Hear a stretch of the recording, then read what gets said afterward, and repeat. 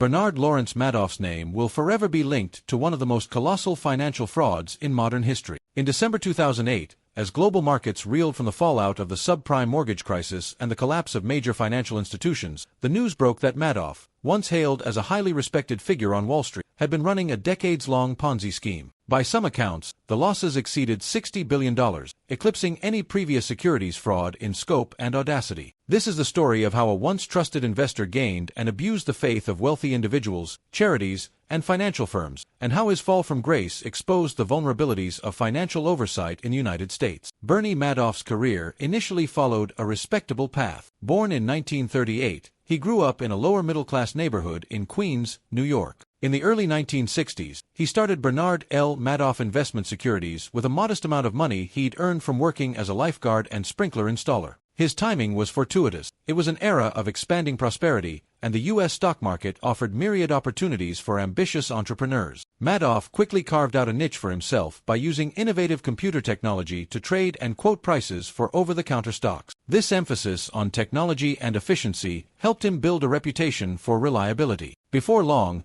Madoff's firm became a significant market maker on Wall Street, handling a notable portion of the New York Stock Exchange's order flow. By the 1980s, Bernard L. Madoff Investment Securities was recognized as a pioneer in electronic trading. Bernie Madoff himself had become something of a legend in financial circles, known for his connections and charitable activities. He served as the chairman of the Nasdaq stock market for a time, a testament to his stature in the industry. Clients who did business with his firm included prominent banks, hedge funds, and family offices. His pedigree was unquestioned. If you were looking for someone to manage your money safely and steadily, Madoff appeared to be the embodiment of stability. Unbeknownst to most observers, however, Madoff had already laid the groundwork for what would become a massive Ponzi scheme. Named after Charles Ponzi, who carried out a notorious swindle in the 1920s, a Ponzi scheme pays returns to existing investors using the capital of new investors, rather than from any legitimate profit earned. As long as new money flows in to cover redemptions and keep the illusion of growth alive, the scheme can persist. Eventually, when withdrawals outpace new investment, or when overall confidence erodes, the scheme collapses like a house of cards. Madoff's approach added a cloak of legitimacy to the classic Ponzi structure. He claimed to use a proprietary split-strike conversion strategy for his clients' portfolios, blending options trading with stock purchases in a way that supposedly minimized downside risk while capturing solid returns. Few fully understood the mechanics of this strategy, but its returns were so consistently positive, often in the range of 10 to 12% a year, that many investors assumed it must be sophisticated and foolproof. Through periodic, seemingly modest growth, Madoff convinced countless people that his firm was immune to the volatility that plagued other funds. Part of Madoff's success in sustaining the illusion stemmed from exclusivity. He did not publicly advertise his services. Instead,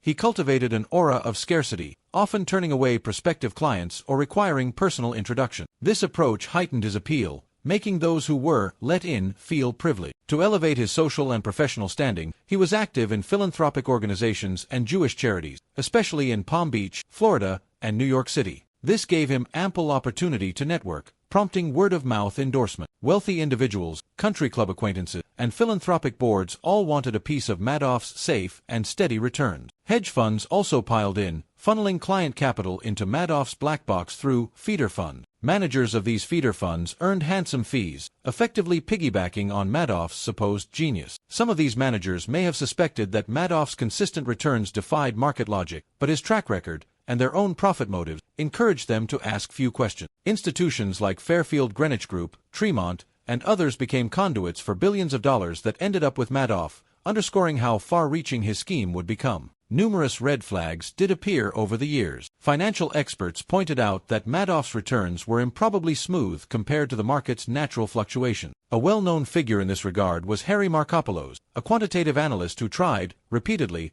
to warn the Securities and Exchange Commission, SEC, that Madoff's numbers were mathematically impossible. Beginning as early as 2000, Markopolos sent detailed letters and analyses to the SEC, explaining why he believed Madoff was running a fraud. Despite these warnings, the SEC conducted only superficial examinations that failed to unearth the scale of deception. This regulatory blind spot would become a major scandal in its own right, leading to calls for comprehensive reform of the agency. To maintain the scheme, Madoff carefully orchestrated fraudulent paperwork. His clients received account statements showing positions in various equities and options that didn't actually exist. His firm's back-office operation, where trading records were generated and client statements were prepared, were kept separate from the legitimate market-making arm of the business. This siloed approach allowed Madoff and a select few employees, many of whom later claimed ignorance, to maintain the illusion without interference from other departments. Ironically, the meltdown of 2008 spelled doom for Madoff's operation. As the subprime crisis led to a severe credit crunch, panicked investors demanded withdrawals to shore up their cash position. Many turned to Madoff, expecting that their reliably steady portfolios would provide a safe harbor. But the relentless redemption requests rapidly outpaced the stream of new investors. Madoff was unable to secure fresh capital to cover the redemption. The scheme collapsed under its own weight. On December 10, 2008, Madoff confessed to his two sons that his investment advisory business was, in his words, one big lie.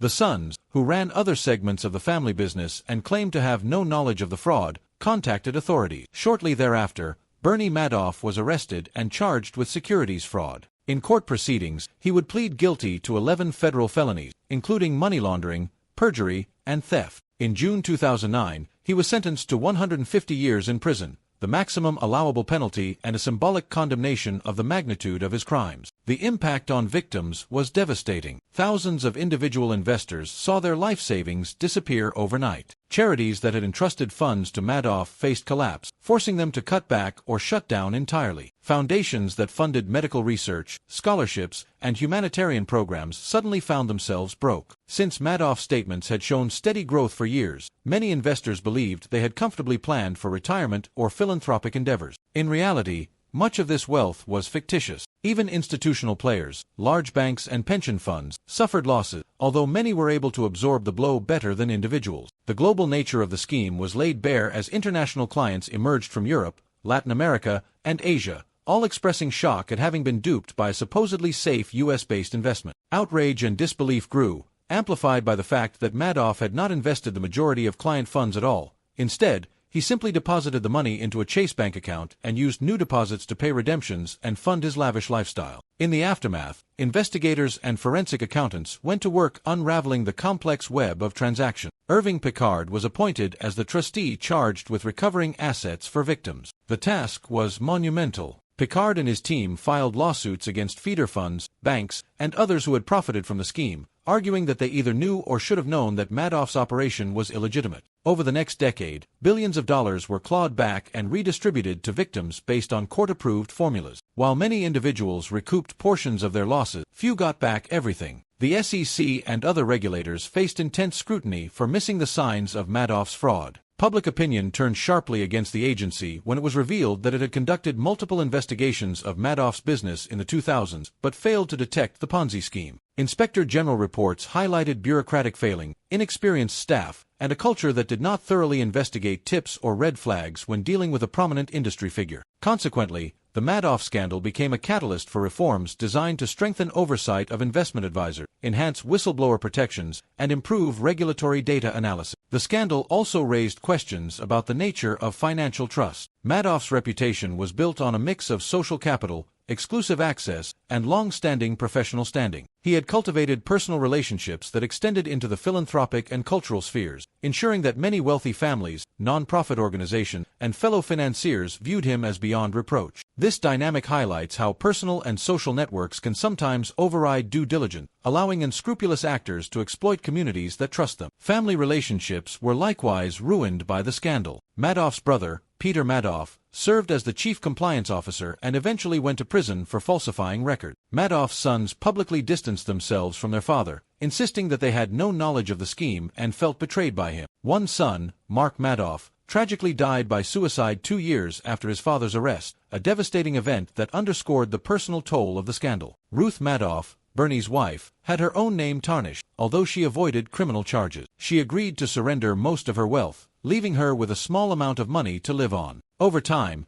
the Madoff case became emblematic of unbridled greed and the systemic shortcomings that allowed it to flourish. Financial journalists and commentators repeatedly drew parallels to other large-scale frauds, wondering whether the Madoff scheme was just an outlier or part of a broader pattern of malfeasance. The scale of the deception and the sophistication of the cover-up cast doubt on the reliability of regulatory bodies and the self-policing practices of the financial industry. Bernie Madoff himself remained something of an enigma. In interviews, he described the scheme as having started out small. He claimed that he initially intended to generate real returns but resorted to fraud when he couldn't deliver the results his clients expected. Over the years, the scheme snowballed until it spiraled beyond his control. Some critics dismissed these claims, seeing them as attempts to paint himself as a hapless victim of circumstance. They point to the painstaking efforts Madoff undertook to falsify records, the systematic deception of regulators, and the luxurious lifestyle he maintained as evidence of a deeply manipulative personality. Madoff spent the rest of his life in federal prison, where he reportedly offered financial advice to fellow inmates and at times expressed remorse for the pain he had caused. His health deteriorated over the years, and he died in April 2021 at the age of 82. Yet long before his passing, Madoff's story had already become a symbol of betrayal, greed, and systemic failure, a cautionary tale for investors everywhere. The scandal triggered widespread debate about moral hazard, the responsibility of intermediaries, and the fragility of reputation. It also underscored the complexity of modern finance, where elaborate strategies and opaque operations can conceal wrongdoing for years. For all the advanced trading technologies and sophisticated instruments on Wall Street, the Madoff scheme was surprisingly simple at its core. He took money from new clients to pay existing clients and fabricated account statements to keep everyone in the dark. His downfall revealed how easily a trusted figure can manipulate social networks and institutional complacency. On a broader level, the Madoff affair played out during a period of profound crisis in the global financial system. In 2008, major banks were failing, the real estate market was in free fall, and credit markets had frozen. The entire world was in a state of financial panic. The revelation that a respected Wall Street luminary had orchestrated a multi-billion-dollar fraud only served to deepen the public sense of outrage and distrust. It fueled broader calls for stricter financial reform,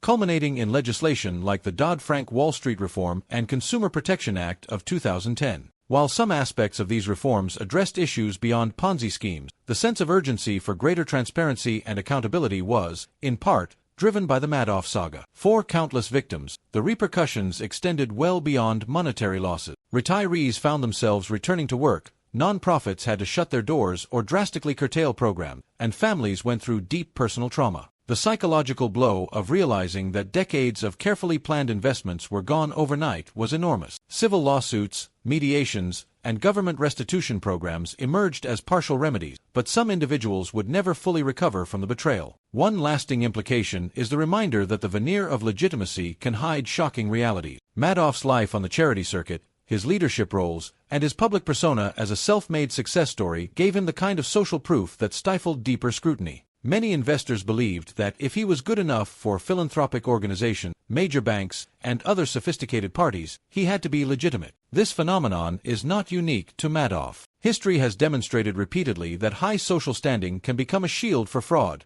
as skepticism is often reserved for less established figures. The Madoff scandal also brought renewed attention to the importance of diversification and independent verification. Financial experts emphasize that no matter how reputable or how lengthy a track record an advisor might have, investors should always verify assets with independent custodians and conduct their own due diligence. In the wake of Madoff's arrest, some small investors acknowledged that they had never actually confirmed that the statements they received matched any real trades on the exchanges, relying instead on trust and the fund manager's reputation. Ultimately, the Bernie Madoff scandal served as a harsh lesson in the dangers of unchecked power, weak oversight, and herd mentality among investors. It exposed the fragility of confidence in financial markets and raised serious questions about how regulatory bodies conduct investigation. It also starkly illustrated that even the most prestigious endorsements and glittering resumes can hide unethical or criminal behavior. Madoff's scheme may not have been the only major fraud to rock the financial world, but its sheer size and the social status of its perpetrator ensure it remains emblematic of Wall Street's darker side. For many observers, it stands as a sobering reflection of how illusions of safety and exclusivity can lead even the most sophisticated investors astray. The reverberations are still felt in discussions about regulatory reform, corporate governance, and investor education. Although the global financial landscape has moved on in many ways, the cautionary lessons of Bernie Madoff's Ponzi scheme continue to resonate. It's a reminder that when it comes to other people's money, trust must never stand in for transparency and rigorous accountability.